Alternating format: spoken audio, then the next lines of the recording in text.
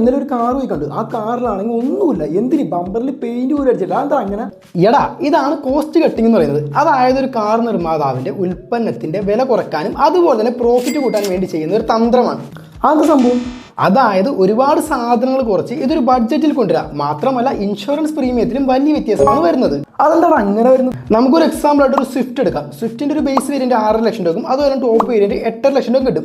ഈ 8.5 ലക്ഷം രൂപ കിട്ടുന്നതും 6 ലക്ഷം രൂപ കിട്ടുന്നതും വണ്ടി സെയിം ആണെങ്കിലും ഫീച്ചർ വൈസ് നിരവധി വ്യത്യാസങ്ങളുണ്ട്. അതെന്താ അങ്ങനെ? നേരത്തെയൊക്കെ കാറുകളുടെ ഏറ്റവും ബേസ് വേരിയന്റിൽ പവർ സ്റ്റിയറിംഗ് പോലും നൽകില്ല. അതുപോലെ തന്നെ ബമ്പർ, ORVMs, അതുപോലെ തന്നെ ഡോർ ഹാൻഡിൽ എന്നിവരൊന്നും പെയിന്റ് നൽകത്തില്ല.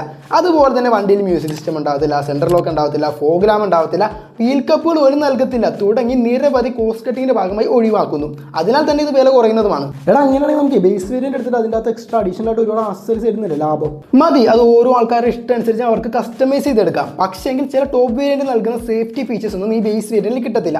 അത് എയർ ബാഗിന്റെ എണ്ണത്തിലാവാം, മറ്റു പല സേഫ്റ്റി ഫീച്ചേഴ്സും ആവാം. അങ്ങനെയാണെങ്കിൽ ടോപ്പ് വേരിയന്റ് എടുക്കുന്നതാണ് നല്ലത്. അതാകുമ്പോൾ എല്ലാ ഫീച്ചേഴ്സും നമുക്ക് അത് കിട്ടുമല്ലോ.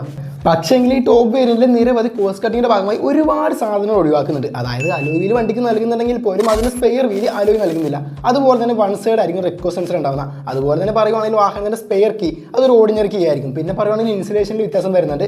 അതുപോലെ തന്നെ ഇൻസൈഡിൽ ഡ്രൈവർ സൈഡിന്റെ അപ്പറിൽ ഹാൻഡിൽ ഗ്രാബൊന്നും നൽകുന്നില്ല. ശരി, അതിൻ്റെ അത് തരിക കാണിക്കുന്നുണ്ട്. എടാ, ഇത് കാറുകളിൽ മാത്രമല്ല ഓട്ടോറിക്ഷകളിൽ പോലും കോസ്റ്റ് കട്ടിങ്ങിന്റെ ഭാഗമായി റിവേഴ്സ് ലൈറ്റ് നൽകുന്നില്ല. അതുപോലെ തന്നെ വൺ സൈഡ് ആയിരിക്കും മിറർ നൽകുന്നത്. ഇതൊക്കെ കോസ്റ്റ് കട്ടിങ്ങിന്റെ ഒരു ഭാഗമാണ്. ഓട്ടോറിക്ഷകളിൽ പോലും. Very good.